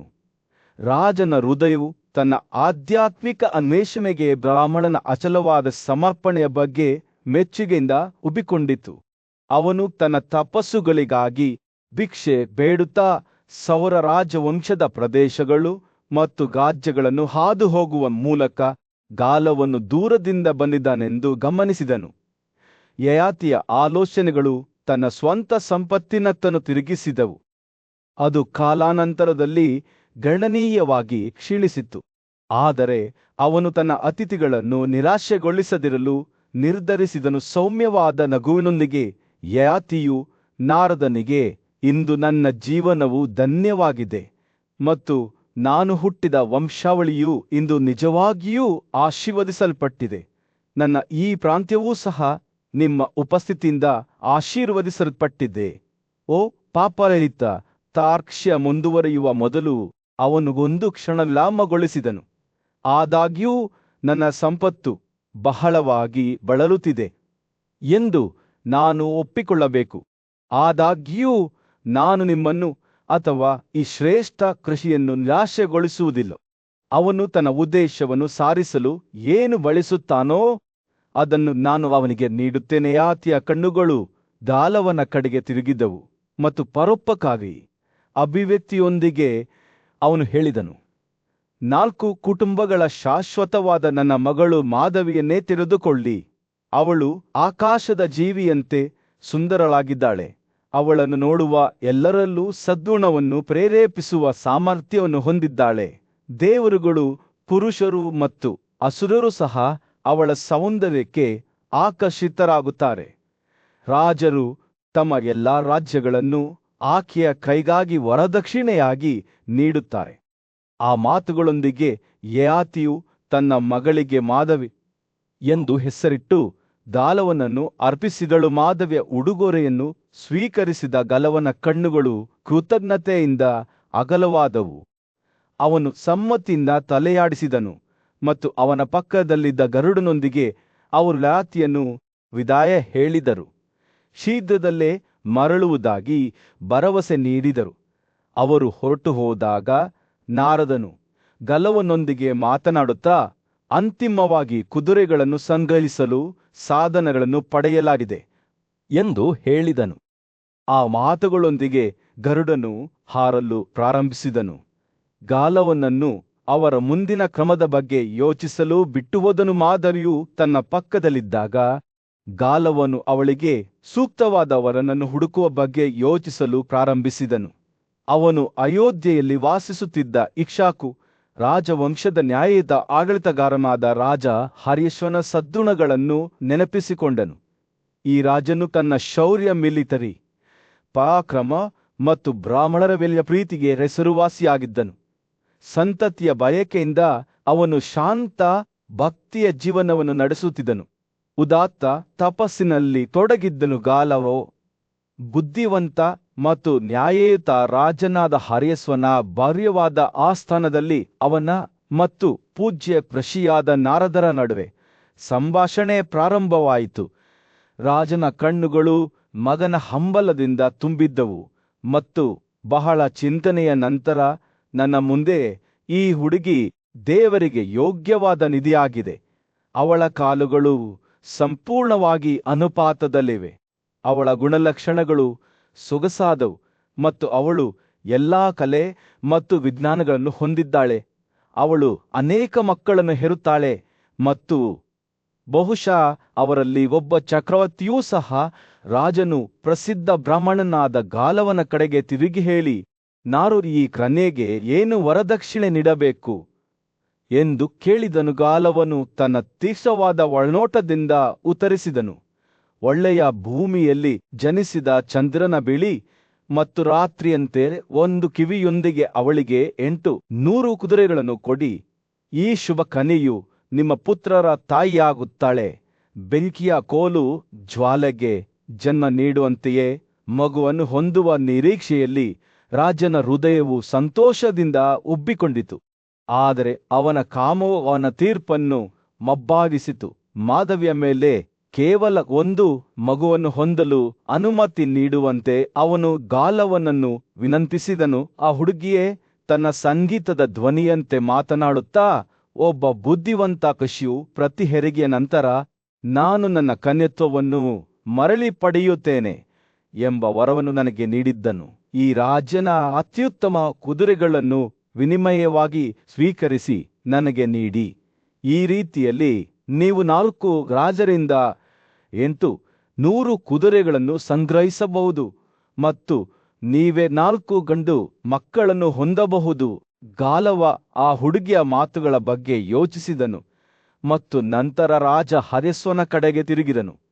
ಓ ಮಹಾನ್ ರಾಜನೇ, ನಾನು ನೆಲೆಸಿದ್ದ ವರದಕ್ಷಿಣೆಯ 4ನೇ ಭಾಗವಾಗಿ ಮಾಧವಿಯವರನ್ನು ಸ್ವೀಕರಿಸಿ ಆಕೆಗೆ ಒಂದೇ ಮರನನ್ನು ಜಮ ನೀಡಿಮಗನಿರುವ ಬಯಕೆಯಿಂದ ಕುರುಡನಾಗಿದ್ದ ರಾಜನು ಗಾಲವನ ಪ್ರಸ್ತಾಪಕ್ಕೆ ಒಪ್ಪಿಕೊಂಡನು.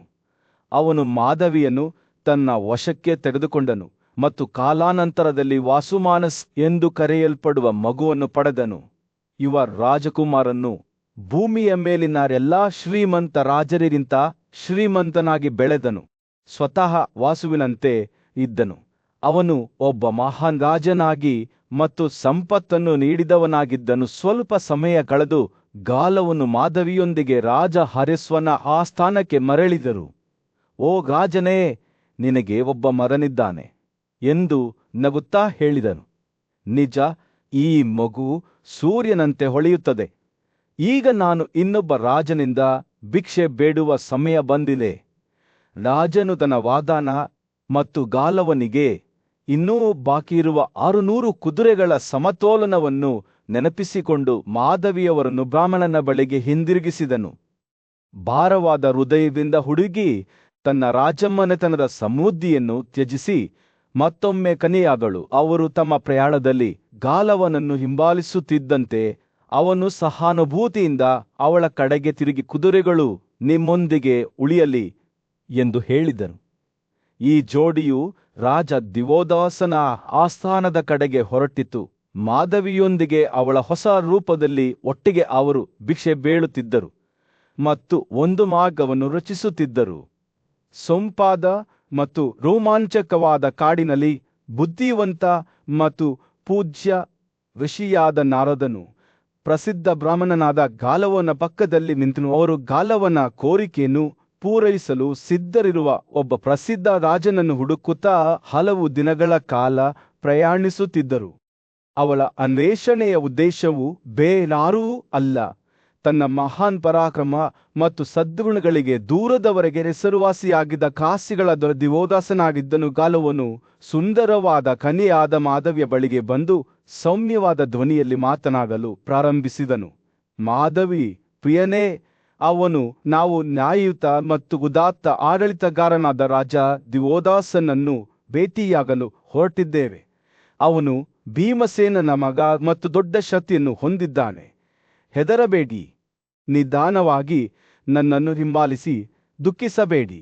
ನಾರದನು ಬುದ್ಧಿವಂತಿಕೆಯಿಂದ ಹೊಳೆಯುತ್ತಿರುವ ತನ್ನ ಕಣ್ಣುಗಳೊಂದಿಗೆ ಸಮ್ಮತಿಯಿಂದ ತಲೆಯಾಡಿಸಿದನು. ಅವರು ಪ್ರಯಾಣ ಬೆಳೆಸುತ್ತಿದ್ದಂತೆಯೇ ಈ 3 ಅಂತಿಮವಾಗಿ ಕಾಸಿಸ್ ರಾಜ್ಯವನ್ನು ತಲುಪಿದರು. ರಾಜ ದಿವೋದಾಸನು ಅವರನ್ನು ಸೂಕ್ತ ಆತಿಥ್ಯದೊಂದಿಗೆ ಸ್ವಾಗತಿಸಿದನು. ಗಾಲವ ಮತ್ತು ಮಾಧವಿಯವರನ್ನು ತನ್ನ ಅರಮನೆಗೆ ಸ್ವಾಗತಿಸಿದನು. ನಂತರ ಬ್ರಾಹ್ಮಣನು ರಾಜನಿಗೆ ಒಂದು ವರವನ್ನು ನೀಡುವಂತೆ ಒತ್ತಾಯಿಸಲು ಪ್ರಾರಂಭಿಸಿದನು. ರಾಜ ದಿವೋದಾಸನು ಗಮನವಿಟ್ಟು ಆಲಿಸಿದನು. ಅವನ ಮುಖವು ಆಸಕ್ತಿಯಿಂದ ಹೊಳೆಯಿತು. ನಾನು ನಿಮ್ಮ ಕೋರಿಕೆಯನ್ನು ಕೇಳಿದ್ದೇನೆ ಮತ್ತು ಅದನ್ನು ನೀಡಲು ನಾನು ಸಿದ್ಧನಿದ್ದೇನೆ ಎಂದು ಹೇಳಿದನು. ವಾಸ್ತವವಾಗಿ ಈ ಕನ್ಯೆಯ ಮೇಲೆ ಮಗುವನ್ನು ಹಾಕುವುದು ನನಗೆ ಗೌರವವಾಗಿದೆ. ಅವನು ಗಾಲವನ ಕಡೆಗೆ ತಿರುಗಿ, ನನ್ನ ಸಂಪತ್ತು ರಾಜ ಹರ್ಯಶ್ವನ ಸಂಪತ್ತಿನಂತಿದೆ. ನಾನು ನಿನಗೆ ಒಬ್ಬ ರಾಜಪುತ್ರನನ್ನು ಕೊಡುತ್ತೇನೆ ಮತ್ತು ನೀನು ಬಳಸುವ ಕುದುರೆಗಳು ಕೂಡ ನಿನ್ನದ್ದೇ ಆಗುತ್ತವೆ ಎಂದು ಸೇರಿಸಿದನು. ಮಾಧವಿಯವರನ್ನು ರಾಜನ ಆರೈಕೆಗೆ ಒಪ್ಪಿಸಲಾಯಿತು ಮತ್ತು ಅವನು ಅವಳನ್ನು ವಿವಾಹವಾದನು. ಈ ದಂಪತಿಗಳು ಸೂರ್ಯ ಮತ್ತು ಪ್ರಭಾವತಿ ಅಗ್ನಿ ಮತ್ತು ಸ್ವಾಹ ವಾಸವ ಮತ್ತು ಸಶಿತಿ ಎಲ್ಲ ದೈವಿಕ ಜೋಡಿಗಳನ್ನು ರಾಜ ದಿವೋದಾಸ ಮತ್ತು ಅವನ ವಧು ಅನುಕರಿಸಿದಂತೆ ತೋರುವ ಆಕಾಶ ಜೀವಿಗಳಿಗೆ ಪೈಪೋಟಿ ನೀಡುವ ಸಂತೋಷದಿಂದ ಒಟ್ಟಿಗೆ ಆಡಿದರೂ ಕಾಲ ಕಳೆದಂತೆ ಮಾಧವಿ ಪ್ರತ್ಯರ್ಧನಗೆಂಬ ಮಗನನ್ನು ಹೆತ್ತಳು. ಮತ್ತು ನಿಗದಿತ ಸಮಯ ಬಂದಾಗ ಗಾಲವನು ಅರಮನೆಗೆ ಹಿಂದಿರುಗಿದನು. ರಾಜನಿಂದ ತಾನು ಪಡೆದ ಕುದುರೆಗಳಿಗೆ ಮಾಧವಿಯನ್ನು ಮರಳಿ ನೀಡುವಂತೆ ವಿನಂತಿಸಿದನು. ರಾಜ ದಿವೋದಾಸನು ತನ್ನ ಮಾತಿಗೆ ಬದ್ಧನಾಗಿದ್ದನು ಮತ್ತು ಸತ್ಯಕ್ಕೆ ಬದ್ಧನಾಗಿದ್ದನು. ಬ್ರಾಹ್ಮಣನ ವಿನಂತಿಯನ್ನು ಅಂಗೀಕರಿಸಿದನು. ಮಾಧವಿಯ ಹಿಂದಿನ ಪೋಷಕನಿಗೆ ಹಿಂದಿರುಗಿಸಿದನು. ಹೀಗೆ ಸದ್ಗುಣಶೀಲ ರಾಜನು ತನ್ನ ವಾಗ್ದಾನವನ್ನು ಪೂರೈಸಿದನು ಮತ್ತು ಗಾಲವನ್ನು ಮಾಧವಿಯೊಂದಿಗೆ ತನ್ನ ಪಕ್ಕದಲ್ಲಿ ಹೊರಟು ಹೋದನು. ಅವರ ಹೃದಯಗಳು ಕಾಸಿಸ ಉದಾತ್ತ ರಾಜರು ತೋರಿಸಿದ ದರೆಗಾಗಿ ಕೃತಜ್ಞತೆಯಿಂದ ತುಂಬಿದವು. ದೂರದ ದೇಶದಲ್ಲಿ ಖ್ಯಾತ ಮಾಧವಿ ತನ್ನ ಅಸಲವಾದ ಸಮರ್ಪಣೆಗೆ ಸಾಕ್ಷಿಯಾಗಿ ನಿಂತಿದ್ದಳು. ಅವಳು ಒಂದು ವಾಗ್ದಾನವನ್ನು ಮಾಡಿದ್ದರು, ಅದನ್ನು ಅವಳು ಉಳಿಸಿಕೊಳ್ಳಲು ನಿರ್ಧರಿಸಿದ್ದಳು. ಅದು ಅವಳ ಸಮೃದ್ಧಿಯನ್ನು ತ್ಯಜಿಸುವುದಾದರೂ ಸಹ ಭಕ್ತಿಯಿಂದ ತುಂಬಿದ ಹೃದಯದಿಂದ ಅವಳು ಪೂಜ್ಯ ಬ್ರಾಹ್ಮಣ ಗಾಲವನ ಹೆಜ್ಜೆಗುರುತುಗಳನ್ನು ಅನುಸರಿಸಿದಳು. ತನ್ನ ಸ್ವಂತ ಗುರಿಗಳನ್ನು ಸಾಧಿಸಲು ಮನಸ್ಸು ಮಾಡಿದ ಗಾಲವ ಮುಂದೆ ತಾನು ಯಾವ ಕ್ರಮವನ್ನು ತೆಗೆದುಕೊಳ್ಳಬೇಕು ಎಂದು ಯೋಚಿಸಿದನು. ತಾನು ತ್ವರಿತವಾಗಿ ಕಾರ್ಯನಿರ್ವಹಿಸಬೇಕು ಎಂದು ಅವನಿಗೆ ತಿಳಿದಿತ್ತು. ಆದ್ದರಿಂದ ಅವನು ಭೋಜರ ನಗರಕ್ಕೆ ತೆರಳಿದನು. ಅಲ್ಲಿ ರಾಜ ಉಸಿನಾರನ್ನು ಸಾಟಿಯಿಲ್ಲದ ಪರಾಕ್ರಮದಿಂದ ಆಳಿದನು.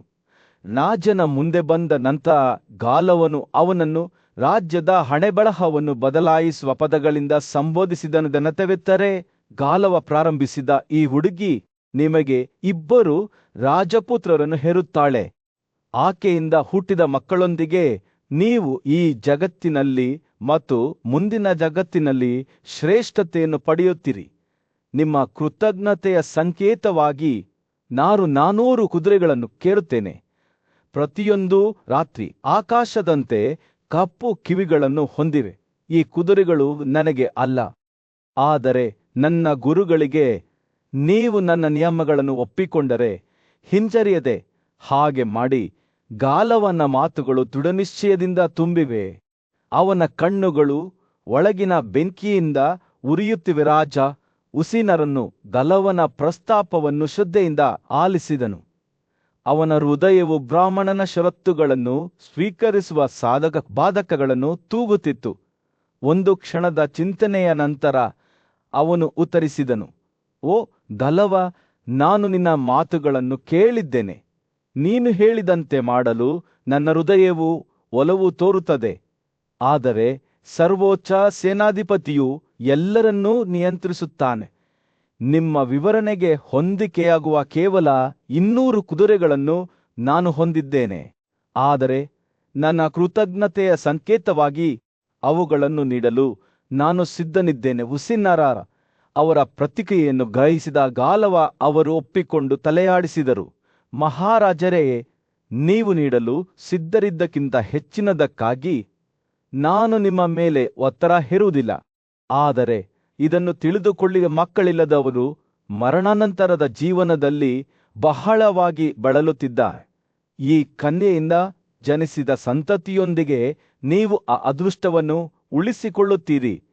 ಗಾಲವ ಅವರ ಮಾತುಗಳನ್ನು ಯೋಚಿಸುವಾಗ ರಾಜನ ಅಭಿವ್ಯಕ್ತಿ ಚಿಂತನಶೀಲವಾಯಿತು. ಸೂಕ್ತ ಸಮಯದಲ್ಲಿ ಮಾಧವಿಯವರನ್ನು ರಾಜ ಉಸಿನಾರನಿಗೆ ಉಡುಗೊರೆಯಾಗಿ ನೀಡಲಾಯಿತು ಮತ್ತು ಅವನು ಅವಳನ್ನು ತೆರೆದ ಕೈಗಳಿಂದ ಸ್ವಾಗತಿಸಿದರು. ಒಬ್ಬ ನೀತಿವಂತ ವ್ಯಕ್ತಿಯಾಗಿ ಅವನು ಅತ್ಯಂತ ಸುಂದರವಾದ ಕಣಿವೆಗಳು ಮತ್ತು ಪರ್ವತಗಳ ಕಣಿವೆಗಳಲ್ಲಿ ಕನ್ಯೆಯರೊಂದಿಗೆ ಆಟವಾಡುವ ಮೂಲಕ ತನ್ನ ಒಳ್ಳೆಯ ಕಾರ್ಯಗಳ ಫಲವನ್ನು ಆನಂದಿಸಲು ಪ್ರಾರಂಭಿಸಿದನು. ಪಕ್ಷಿಗಳು ಕೈಯಲ್ಲಿ ನಡೆಯುವಾಗ ಗಾಳಿಯು ಸಿಹಿಯಾದ ಹಾಡುಗಳಿಂದ ತುಂಬಿತ್ತು. ಎಲೆಗಳ ಸೌಮ್ಯವಾದ ಗದ್ದಲದಿಂದ ಆವೃತವಾಗಿ ತೂತುಗಳು ಕಳೆದಂತೆ ರಾಜ ಉಸಿನಾರನಿಗೆ ಒಬ್ಬ ಮಗ ಜನಿಸಿದನು. ಅವನು ಬೆಳಗಿನ ಸೂರ್ಯನಂತೆ ಹೊಳೆಯುತ್ತಿದ್ದನು. ಅವನು ನಂತರ ಅತ್ಯುತ್ತಮ ರಾಜನಾಗಿದ್ದನು. ಇದನ್ನು ಸಿವಿ ಎಂಬ ಹೆಸರಿನಿಂದ ಆಚರಿಸಲಾಯಿತು. ಈ ಮಗುವಿನ ಜನನವು ರಾಜ್ಯಕ್ಕೆ ಹೊಸ ಯುಗವನ್ನು ಗುರುತಿಸಿತು ಮತ್ತು ಪರಿಣಾಮದಿಂದ ಸಂತೋಷಗೊಂಡ ಗಾಲವನು ಬ್ರಾಹ್ಮಣನ ಮನೆಗೆ ಮರಳಿದನು. ವರ್ಷಗಳು ಕಳೆದವು ಮತ್ತು ರಾಜ ಉಸಿನಾರನ ಮಗನು ಒಬ್ಬ ಪ್ರಬಲ ಆಡಳಿತಗಾರನಾಗಿ ಬೆಳೆದು ಅವನನ್ನು ಪ್ರೀತಿಸಿದರು. ದೂರದ ದೇಶದಲ್ಲಿ ಬುದ್ಧಿವಂತ ಋಷಿಯಾದ ನಾರದನು ರಿನ್ನತನ ಮಗನಾದ ಗಾಲವನನ್ನು ಭೇಟಿಯಾದನು. ಅವನು ಸಂತೋಷದಿಂದ ಹೊಳೆಯುತ್ತಿದ್ದರು. ಅದೃಷ್ಟವಶಾತ್ ನಾನು ನಿನ್ನನ್ನು ಯಶಸ್ವಿಯಾಗಿ ನೋಡುತ್ತಿದ್ದೇನೆ ಎಂದು ಗಾಲವನು ಆನಂದದಿಂದ ಮಿನುಗುತ್ತಿರುವ ಅವನ ಕಣ್ಣುಗಳೊಂದಿಗೆ ನಾರದನಿಗೆ ಹೇಳಿದನು. ಆದರೆ ಗಾಲವನಿಗೆ ತನ್ನ ಪ್ರಯಾಣವು ಇನ್ನೂ ಮುಗಿದಿಲ್ಲ ಎಂದು ತಿಳಿದಿರಲಿಲ್ಲ. ಅವನು ನಾರದನೊಂದಿಗೆ ಸಂಭಾಷಣೆ ನಡೆಸುತ್ತಿದ್ದಾಗ ಭವ್ಯವಾದ ಭಕ್ಷ್ಯಾದ ಗರುಡನು ಕೆಳಗಿಳಿದು ಕೆಲವು ಗೊಂದಲದ ಸುದ್ದಿಗಳನ್ನು ಹಂಚಿಕೊಂಡಂಗ ಗಾಲವನ ಕಾರ್ಯದ 4ನೇ ಭಾಗವು ಅಪೂರ್ಣವಾಗಿ ಉಳಿಯಿತು. ಗಾಲವನ ಹೃದಯವು ಮುಳುಗಿತು, ಏಕೆಂದರೆ ಅವನು ಇನ್ನೂ 200 ಕುದುರೆಗಳನ್ನು ಪಡೆಯಬೇಕಾಗಿದೆ ಎಂದು ಅರಿತುಕೊಂಡನು. ಗರುಡನು ಗಾಲವನ ಅಸಮಾಧಾನವನ್ನು ಅರಿತುಕೊಂಡು ಪ್ರಾಚೀನ ಕಾಲದ ಒಂದು ಕಥೆಯನ್ನು ಹೆಣೆಯಲು ಪ್ರಾರಂಭಿಸಿದನು. ಋಚಿಕ ಒಬ್ಬ ಮಹಾನ್ ಋಷಿ ಒಮ್ಮೆ ತನ್ನ ಹೆಂಡತಿಗಾಗಿ ಗಾದ್ಯ ಮಗಳಾದ ಸತ್ಯವತಿಯನ್ನು ಹುಡುಕಿದನು ಎಂದು ಗರುಡನು ಹೇಳಿದರು. ಅವನ ಧ್ವನಿಯೂ ಇತಿಹಾಸದ ಭಾರವನ್ನು ಹೊತ್ತಿತ್ತು. ಋಚಿಕನು ಕಲ್ಲಿದ್ದಲಿನಂತೆ ಒಂದು ಕಿವಿಯ ಕಪ್ಪು ಬಣ್ಣದ 1000 ಕುದುರೆಗಳನ್ನು ಕೋರಿದನು ಮತ್ತು ಪ್ರತಿಯಾಗಿ ಅವುಗಳನ್ನು ಗಾದಿಗೆ ನೀಡಿದ್ದರು. ಅದು ಬದಲಾದಂತೆ ಈ ಕುದುರೆಗಳು ಈಗ ಬ್ರಾಹ್ಮಣರಿಂದ ಖರೀದಿಸಿದ 3 ರಾಜರ ವಶದಲ್ಲಿದ್ದವು. ಆದರೆ ಅದೃಷ್ಟವು ಬೇರೆ ಯೋಜನೆಗಳನ್ನು ಹೊಂದಿತ್ತು. ನದಿಯ ಮೇಲೆ ಸಾಗಿಸುವಾಗ 400 ಕುದುರೆಗಳು ವಿತಸ್ತಾದಿಂದ ಕೊಚ್ಚಿಕೊಂಡು ಹೋದವು. ಗರುಡನ ಮಾತುಗಳು ಗಾಲವನ ಹೃದಯವನ್ನು ಆಳವಾಗಿ ಬೇರಿಸಿದವು. ನಿನಗೆ ಬೇಡವಾದದ್ದನ್ನು ನೀನು ಎಂದಿಗೂ ಹೊಂದಲು ಸಾಧ್ಯವಿಲ್ಲ. ಈ ಮಾತುಗಳು ಇನ್ನೂ ಮನಸ್ಸಿನಲ್ಲಿ ಪ್ರತಿಧ್ವನಿಸುತ್ತಿರುವಾಗ ಗಾಲವನು ನಾರದನ ಕಡೆಗೆ ತಿರುಗಿ ಮಾರ್ಗದರ್ಶನವನ್ನು ಕೇಳಿದರು. ಆದ್ದರಿಂದ ಹೊಸ ಉದ್ದೇಶದ ಪ್ರಜ್ಞೆಯೊಂದಿಗೆ ಗಾಲವರು ತಾನು ಮೊದಲು ಪಡೆದ ಮಾಧವಿಯ ಕನ್ಯೆಯನ್ನು ವಿಶ್ವಾಮಿತ್ರನಿಗೆ 200 ಕುದುರೆಗಳಿಗೆ ಸಮಾನವಾಗಿ ಪ್ರಸ್ತುತಪಡಿಸಲು ಹೊರಟನು. ಅವರು ವಿಶ್ವಾಮಿತ್ರನ ನಿವಾಸಕ್ಕೆ ಆಗಮಿಸಿದಾಗ ಗಾಲವನು ಹೆಮ್ಮೆಯಿಂದ ಆ 600 ಕುದುರೆಗಳನ್ನು ಉಡುಗೊರೆಯಾಗಿ ನೀಡಿದನು ಮತ್ತು ಮಾಧವಿಯ ಪರಿಚಯವನ್ನು ನೀಡಿದನು. ಅವಳು ಅವನಿಂದ ಬಂದ ಉಡುಗೊರೆ ಎಂದು ವಿವರಿಸಿದನು. ಈ ಕನ್ಯೆಯು ರಾಜ ಋಷಿಗಳಿಂದ 3 ಸದ್ಗುಣಶೀಲ ಪುತ್ರರನ್ನು ಹೆತ್ತಳು ಎಂದು ಹೇಳಿದನು. ಅವಳು ನಿಮ್ಮಿಂದ ಇನ್ನೊಬ್ಬ ಮಗನನ್ನು ಹೆರಲಿ, ಹೀಗೆ ನಮ್ಮ ಸಾಲವನ್ನು ಪೂರೈಸಲಿ ಎಂದು ಹೇಳಿದನು. ಆ ಸುಂದರ ಕನ್ಯೆಯನ್ನು ನೋಡಿದಾಗ ವಿಶ್ವಾಮಿತ್ರನ ಕಣ್ಣುಗಳು ಬೆಳಗಿದವು ಮತ್ತು ತನ್ನ ಹೃದಯದಲ್ಲಿ ಕೃತಜ್ಞತೆಯಿಂದ ಗಾಲವನ ಪ್ರಸ್ತಾಪವನ್ನು ಸ್ವೀಕರಿಸಿದವು. ಈಗ ಮಾಧವಿ ಅವರ ಆರೈಕೆಯಲ್ಲಿದ್ದಾಗ ವಿಶ್ವಾಮಿತ್ರನಿಗೆ ಅಷ್ಟಕರೆಂಬ ಮಗ ಜನಿಸಿದನು ಮತ್ತು ಮಗು ಜನಿಸಿದ ತಕ್ಷಣ ಆ ಮಹಾನ್ ಋಷಿಯು ಅವನಿಗೆ ಸದ್ಗುಣ ಮತ್ತು ಲಾಭ ಎರಡನ್ನೂ ಉದ್ದೇಶಿಸಿ ಆ 600 ಕುದುರೆಗಳನ್ನು ಉಡುಗೊರೆಯಾಗಿ ನೀಡಿದನು. ಅಷ್ಟಕ ತನ್ನ ತಾಯಿಯನ್ನು ತನ್ನ ಪಕ್ಕದಲ್ಲಿ ಇಟ್ಟುಕೊಂಡು ಸೋಮನ ಆಕಾಶ ಸಾಮ್ರಾಜ್ಯದಂತೆ ಹೊಳೆಯುವ ನಗರಕ್ಕೆ ಹೊರಟನು. ಏತನ್ಮಧ್ಯೆ ವಿಶ್ವಾಮಿತ್ರನು ತನ್ನ ಕರ್ತವ್ಯವನ್ನು ಪೂರೈಸಿದ ನಂತರ ಮಾಧವಿಯನ್ನು ಗಾಲವನ ಆರೈಕೆಗೆ ಹಿಂದಿರುಗಿಸಿದನು ಮತ್ತು ಅವರು ಪರಸ್ಪರ ವಿದಾಯ ಹೇಳುವಾಗ ಗಾಲವನು ಮಾಧವಿಯ ಪುತ್ರರನ್ನು ಹೊಗಳಿದನು. ಅವರು ತಮ್ಮ ತಂದೆಯನ್ನು ಮಾತ್ರವಲ್ಲದೆ 4 ರಾಜರನ್ನು ಮತ್ತು ತನ್ನನ್ನು ಸಾಲದಿಂದ ರಕ್ಷಿಸಿಕೊಂಡರು. ಕೃತಜ್ಞತೆಯಿಂದ ಗಾಲವನು ಗರುಡನನ್ನು ವಜಾಗೊಳಿಸಿದನು ಮತ್ತು ಹುಡುಗಿಯನ್ನು ತನ್ನ ತಂದೆಗೆ ಹಿಂದಿರುಗಿಸಿದನು. ದೂರದ ದೇಶದಲ್ಲಿ ಬಯಕೆಯಿಂದ ಪ್ರೇರೇಪಿಸಲ್ಪಟ್ಟ ರಾಜ ಯಯಾತಿಯು ಮತ್ತೊಮ್ಮೆ ತನ್ನ ಮಗಳನ್ನು ಸ್ವಯಂವರದಲ್ಲಿ ಬಿಡಿಸಲು ಪ್ರಯತ್ನಿಸಿದನು. ಅವನು ಮಾಧವಿಯೊಂದಿಗೆಯೇ ಹೂವುಗಳ ಮಾಲೆಗಳಿಂದ ಅಲಂಕರಿಸಿದ ರಥದಲ್ಲಿ ಗಂಗಾ ಮತ್ತು ಯಮುನಾ ನದಿಗಳ ಸಂಗಮವು ಶಾಂತವಾದ ಸ್ವರ್ಗವನ್ನು ಸೃಷ್ಟಿಸಿದ ಪವಿತ್ರ ಆಶ್ರಮಕ್ಕೆ ಹೊರಟನು.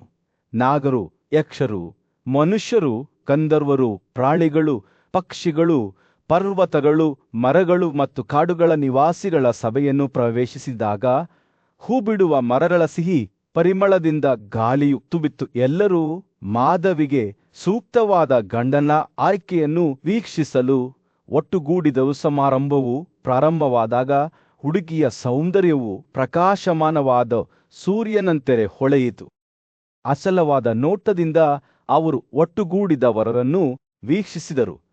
ಅವರ ಭವ್ಯತೆ ಅಥವಾ ಸಂಪತ್ತಿನ ಬಗ್ಗೆ ಅವರ ಹೃದಯವು ಅಸ್ಪಷ್ಟವಾಗಿತ್ತು. ಕೆಸರಿನ ನೀರಿನಿಂದ ಮುಟ್ಟದೆ ಅರಳುವ ಕಮಲದ ಹೂವಿನಂತೆ ಮಾಧವಿ ಅವರಲ್ಲಿ ಯಾರನ್ನೂ ತನ್ನ ಒಡೆಯನನ್ನಾಗಿ ಆಯ್ಕೆ ಮಾಡಲಿಲ್ಲ. ಬದಲಿಗೆ ಅವರು ಕಾಡಿನ ಕಡೆಗೆ ತಿರುಗಿದರು. ಅದು ಸಭೆಯ ನಡುವೆ ಎತ್ತರದ ಮತ್ತು ಪ್ರಶಾಂತವಾಗಿತ್ತು. ಸೌಮ್ಯವಾದ ನಗುವಿನೊಂದಿಗೆ ಅವರು ತಮ್ಮ ರಥದಿಂದ ಇಳಿದರು ಮತ್ತು ಪವಿತ್ರ ಕಾಡಿನೊಳಗೆ ಹೋಗುವ ಮೊದಲು ತಮ್ಮ ಸ್ನೇಹಿತರನ್ನು ವಂದಿಸಿದರು. ಕಾಡಿನ ಆಳಕ್ಕೆ ಅಲೆದಾಡುವಾಗ ಮಾಧವಿ ತನ್ನ ರಾಜವಸ್ತ್ರವನ್ನು ತ್ಯಜಿಸಿ ಸನ್ಯಾಸಿಯ ಸರಳ ಉಡುಪನ್ನು ಧರಿಸಿದಳು. ಅವಳು ಪ್ರಕೃತಿಯೊಂದಿಗೆ ಸಾಮರಸ್ಯದಿಂದ ಬದುಕಲು ಪ್ರಾರಂಭಿಸಿದಳು. ಕರಿ ಮತ್ತು ಸಿಹಿ ಎರಡೂ ರುಚಿಯ ಕೋಮಲ ಹುಲ್ಲಿನ ಬ್ಲೇಡ್ಗಳ ಮೇಲೆ ವಾಸಿಸುತ್ತಿದ್ದಳು ಮತ್ತು ಸ್ಫಟಿಕ ಸ್ಪಷ್ಟ ಪರ್ವತ ತೊರೆಗಳಿಂದ ಕುಡಿಯುತ್ತಿದ್ದಳು. ಪ್ರತಿ ಹಾದು ಹೋಗುವ ದಿನವೂ ಅವಳ ದೇಹವು ಬಲವಾಯಿತು ಮತ್ತು ಅವಳ ಆತ್ಮವು ಹೆಚ್ಚು ಸ್ಥಿತಿಸ್ಥಾಪಕತ್ವವನ್ನು ಹೊಂದಿತ್ತು. ಕಾಡು ಗೂನಂತೆ ಅವಳು ರಾಜಮನೆತನದ ಜೀವನದ ನಿರ್ಬಂಧಗಳಿಂದ ಮುಕ್ತವಾಗಿ ತಿರುಗಾಡುತ್ತಿದ್ದಳು. ಅವಳ ಹೃದಯವು ಭಕ್ತಿಯಿಂದ ತುಂಬಿತ್ತು. ಮಾಧವಿ ಬ್ರಹ್ಮಚರ್ಯ ತಪಸ್ಸನ್ನು ಆಚರಿಸುತ್ತಾಳೆ. ದೇವರುಗಳ ದೃಷ್ಟಿಯಲ್ಲಿ ದೊಡ್ಡ ಅರ್ಹತೆಯನ್ನು ಗಳಿಸಿದಳೀತ ಮಧ್ಯೆ ರಾಜ ಯಯಾತಿಯ ವರ್ಷಗಳು ಶರತ್ಕಾಲದ ಎಲ್ಲೆರಲಂತೆ ಗಾಳಿಯ ಮೇಲೆ ಹಾದು ಹೋದವು. ಅವನು ಸಮಯದ ಅನಿವಾರ್ಯ ಶಕ್ತಿಗೆ ಶರಣಾದನು. ಅವನ ದೇಹವು ಲೆಕ್ಕವಿಲ್ಲದಷ್ಟು ಒತ್ತುಗಳಿಂದ ಕ್ಷೀಣಿಸಿತು. ಅವನ ಪುತ್ರರಾದ ಪೂರ್ಬತ್ತು ಯಾದುವು ತಮ್ಮ ಕುಟುಂಬಗಳನ್ನು ದ್ವಿಗುಣಗೊಳಿಸಿದರು ಮತ್ತು ನಹುಷನ ಮಗನು 2 ಲೋಕಗಳಲ್ಲಿ ಹೆಚ್ಚಿನ ಗೌರವವನ್ನು ಗಳಿಸಿದನು. ರಾಜ ಯಯಾತಿಯು ಸ್ವರ್ಗದಲ್ಲಿ ಪ್ರಸಿದ್ಧ ರಾಜ ಋಷಿಗಳು ಮತ್ತು ಋಷಿಗಳ ನಡುವೆ ವಾಸಿಸುತ್ತಿದ್ದಂತೆ ಅವನು ಆ ರಾಜ್ಯದ ಅತ್ಯುನ್ನತ ಫಲಗಳನ್ನು ಆನಂದಿಸುತ್ತಾ ಪೂಜ್ಯ ವ್ಯಕ್ತಿಯಾದನು. ಆದಾಗ್ಯೂ ಒಂದು ದಿನ ತನ್ನ ಹೊಸ ಸುತ್ತಮುತ್ತಲಿನ ವೈಭವದ ನಡುವೆ ರಾಜ ಯಯಾತಿಯ ಹೃದಯವು ಮೂರ್ಖತನ, ಅಜ್ಞಾನ ಮತ್ತು ಅಹಂಕಾರದಿಂದ ಮುಳುಗಿತು. ಅವನು ಎಲ್ಲಾ ದೇವರುಗಳು, ಋಷಿಗಳು ಮತ್ತು ಮನುಷ್ಯರನ್ನು ಮಾನಸಿಕವಾಗಿ ಕಡೆಗಣಿಸಿದನು. ಈ ಜಗತ್ತಿಗೆ ತನ್ನನ್ನು ಕಟ್ಟಿಹಾಕಿದ ಪವಿತ್ರ ಬಂಧಗಳನ್ನು ಮರೆತುಬಿಟ್ಟನು. ವಾಲದ ಕೊಲೆಗಾರನಾದ ದೈವಿಕ ಸಕ್ರನು ರಾಜನ ದುರಹಂಕಾರವನ್ನು ಅರಿತನು ಮತ್ತು ತಕ್ಷಣ ಅವನ ಹೃದಯವನ್ನು ಒದಿದನು. ಹಾಜರಿದ್ದ ರಾಜ ಋಷಿಗಳು ರಾಜ ಯಯಾತಿಯನ್ನು ಕಟುವಾಗಿ ಗದರಿಸಿದರು.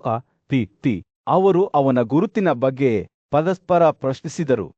ಅವನು ಯಾರೆಂದು, ಅವನು ಯಾವ ರಾಜನ ಮಗನೆನ್ನು ಹೇಳಿಕೊಳ್ಳುತ್ತಾನೆ ಮತ್ತು ಅವನು ಸ್ವರ್ಗದಲ್ಲಿ ತನ್ನ ಸ್ಥಾನವನ್ನು ಹೇಗೆ ಗಳಿಸಿದರು ಎಂದು ಆಶ್ಚರ್ಯಪಟ್ಟರು. ಅಂದಹಾರೆ ಒಮ್ಮೆ ತನ್ನ ಬುದ್ಧಿವಂತಿಕೆ ಮತ್ತು ಜ್ಞಾನಕ್ಕಾಗಿ ಪೂಜ್ಯನಾಗಿದ್ದ ರಾಜ ಯಯಾತಿಯು ತನ್ನ ಉನ್ನತ ಸ್ಥಾನದಿಂದ ಬೀಳಲು ಪ್ರಾರಂಭಿಸಿದಾಗ ನಾರದನು ದೇವರ ಕ್ಷೇತ್ರದಲ್ಲಿ ಬಹಳ ಆಸಕ್ತಿಯಿಂದ ನೋಡುತ್ತಿದ್ದನು.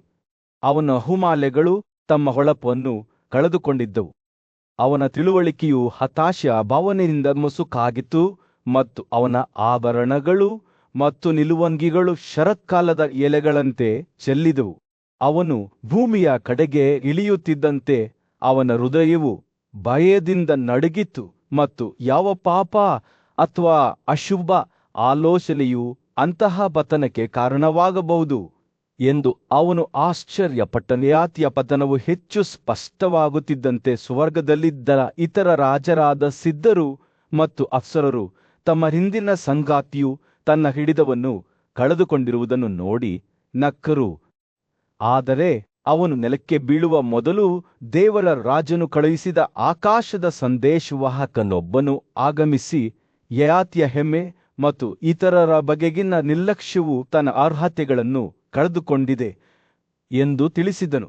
ಸಂದೇಶವಾಹಕರು ಯಯಾತಿಯು ಇನ್ನು ಮುಂದೆ ದೇವರುಗಳ ನಡುವೆ ವಾಸಿಸಲು ಯೋಗ್ಯನಲ್ಲ ಮತ್ತು ಬದಲಿಗೆ ನೀತಿವಂತರ ನಡುವೆ ಬೀಳಬೇಕು ಎಂದು ಘೋಷಿಸಿದರು. ರಾಜೀನಾಮೆಯ ಭಾವನೆಯೊಂದಿಗೆ ಯಯಾತಿಯು ತನ್ನ ಅದೃಷ್ಟವನ್ನು ಒಪ್ಪಿಕೊಂಡನು ಮತ್ತು 3 ಬಾರಿ ಪುನರಾವರ್ತಿಸಿದನು, ನಾನು ಬೀಳಬೇಕಾದರೆ ನಾನು ನೀತಿವಂತರ ನಡುವೆ ಬೀಳುತ್ತೇನೆ. ನಂತರ ಅವನು ಯಾವ ಪ್ರದೇಶಕ್ಕೆ ಇಳಿಯಲು ಹೆಚ್ಚು ಸೂಕ್ತವಾದುದು ಎಂದು ಯೋಚಿಸಲು ಪ್ರಾರಂಭಿಸಿದನು. ಅವನು ಕೆಳಗಿರುವ ಭೂಮಿಯ ಮೇಲೆ ನೋಡಿದಾಗ ಅವನು 4 ಪ್ರಬಲ ರಾಜರನ್ನು ಕಂಡನು. ಪ್ರತರ್ಧನ ವಾಸುಮಾರ ಸಿವಿ ಮತ್ತು ಅಷ್ಟಕ ನೈಮಿಷ ಕಾಡಿನಲ್ಲಿ ಒಟ್ಟುಗೂಡಿ ವಶಾಪೆಯ ಎಂದು ಕರೆಯಲ್ಪಡುವ ದೊಡ್ಡ ಯಜ್ಞವನ್ನು ಮಾಡುತ್ತಿದ್ದನು. ಅವರ ಯಜ್ಞದ ಬೆಂಕಿಯ ಹೊಗೆ ಆಕಾಶಕ್ಕೆ ಏರಿತು. ಪವಿತ್ರವಾದ ಗಂಗಾನದಿಯಂತೆ ಸ್ವರ್ಗ ಮತ್ತು ಭೂಮಿಯನ್ನು ಸಂಪರ್ಕಿಸಿತು. ಧೂಪದ್ರವ್ಯದ ಪರಿಮಳದಿಂದ ಮಾರ್ಗದರ್ಶಿಸಲ್ಪಟ್ಟ ಯಯಾತಿ ತನ್ನ ದೇಹವು ಗಾಳಿಯಲ್ಲಿ ನಿಧಾನವಾಗಿ ತೂಗಾಡುತ್ತಾ ತನ್ನ ಸೌಂದರ್ಯ, ಬುದ್ಧಿವಂತಿಕೆ ಮತ್ತು ಧರ್ಮನಿಷ್ಠೆಗೆ ಹೆಸರುವಾಸಿಯಾದ 4 ರಾಜರ ನಡುವೆ ಇಳಿಯುವವರೆಗೆ ಭೂಮಿಯ ಮೇಲೆ ಇಳಿದನು. 4 ಬಲವಾದ ಯಜ್ಞದ ಬೆಂಕಿಯನ್ನು ಹೋಲುವ ರಾಜರು ಕುತೂಹಲದಿಂದ ಯಯಾತಿಯ ಬಳಿಗೆ ಬಂದರು. ನೀನು ಯಾರು? ಅವರು ಕೇಳಿದರು.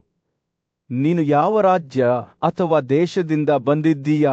ನೀಲೇಕ್ಷ, ದೇವರು, ಗಾಂಧರ್ವ ಅಥವಾ ರಾಕ್ಷಸ? ಯಯಾತಿಯು ವಿನಮ್ರವಾಗಿ ಉತ್ತರಿಸಿದಳು, ನಾನು ನನ್ನ ಸದ್ಗುಣದ ಮುಕ್ತಾಯದಿಂದಾಗಿ ಸ್ವರ್ಗದಿಂದ ಬಿದ್ದ ರಾಜ ಯಯಾತಿಯಾಗಿದ್ದೇನೆ. ನಾನು ನೀತಿವಂತರ ನಡುವೆ ಬೀಳಲು ಬಯಸಿದ್ದೇನೆ, ಆದ್ದರಿಂದ ನಾನು ನಿಮ್ಮ ನಡುವೆ ಬಂದಿದ್ದೇನೆ. ರಾಜರು ಯಯಾತಿಯನ್ನು ಪ್ರೀತಿಯಿಂದ ಸ್ವಾಗತಿಸಿ ಅವರಿಗೆ ತಮ್ಮ ಸದ್ಗುಣಗಳನ್ನು ಮತ್ತು ತಮ್ಮ ತ್ಯಾಗಗಳ ಫಲವನ್ನು ಅರ್ಪಿಸಿದರು. ಆದಾಗ್ಯೂ ಅವನು ತನ್ನ ಕ್ಷತ್ರಿಯ ಪರಂಪರೆ ಮತ್ತು ಇತರ ಅರ್ಹತೆಗಳನ್ನು ಕಡಿಮೆ ಮಾಡಲು ಹಿಂಜರಿಯುತ್ತಿರುವುದನ್ನು ಉಲ್ಲೇಖಿಸಿ ನಿರಾಕರಿಸಿದನು.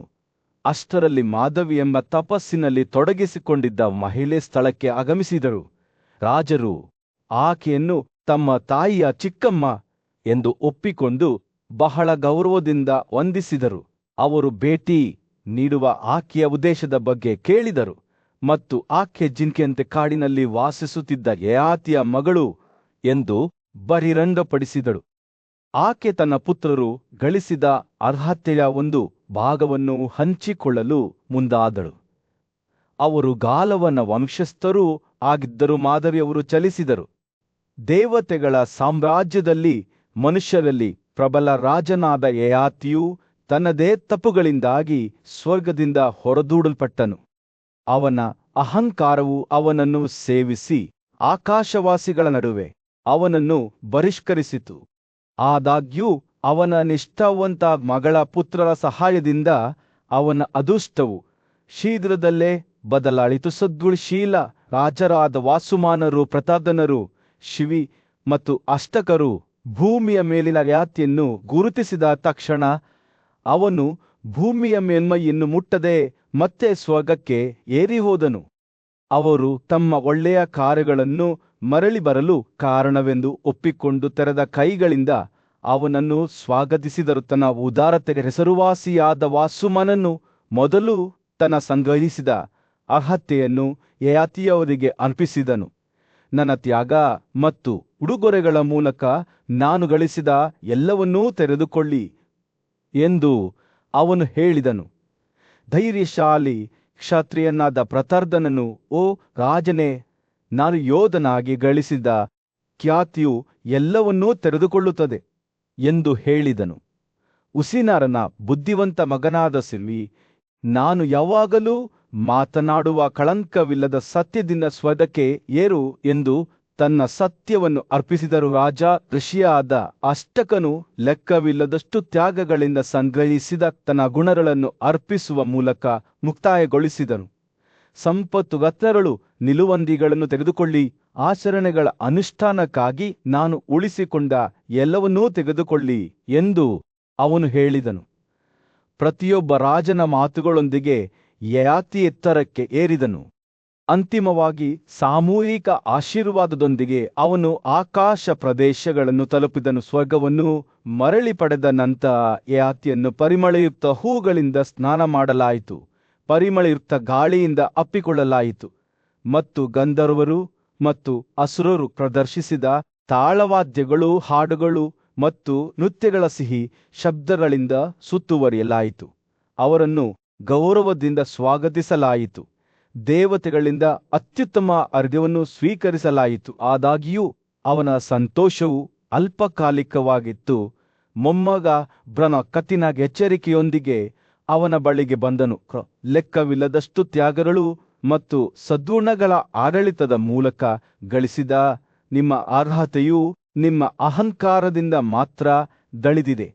ನೀವು ಸ್ವರ್ಗದ ನಿವಾಸಿಗಳಲ್ಲಿ ತಿರಸ್ಕಾರದ ವಸ್ತುವಾಗಿದ್ದೀರಿ. ಈ ಪ್ರದೇಶವನ್ನು ಎಂದಿಗೂ